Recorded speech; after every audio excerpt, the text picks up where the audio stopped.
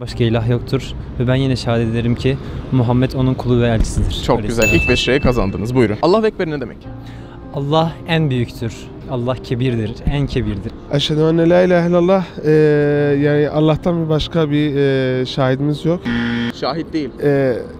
Eşhedü en la ilahe illallah ve eşhedü enne Muhammeden abduhu ve resulühü. Çok iyisiniz. Anlamını istiyoruz. Ben şehadet ederim ki Allah'tan başka ilah yoktur ve yine şehadet ederim ki Hz. Muhammed sallallahu aleyhi ve sellem onun kulu ve elçisidir. Çok iyisiniz. İlk 5 lirayı kazandınız. İkincisine geçiyoruz. Değil mi? İkincisine geç. Allahu Ekber ne demek? Yok, bunu bilmiyorum. Allahu Ekber. Bilmiyor musunuz ne olduğunu? Allah tektir. Bunu bilmiyorum. Her ezanda okunur. Bilmiyor musunuz anlamını? İmanın şartlarını biliyor musunuz? İmanın şartı 6'dır. O İslam'ın şartı 5. İmanın şartı 6'dır. Söyleyin. Kelime-i şehadet getirmek. Bir dakika. Az önce ne dediniz onu?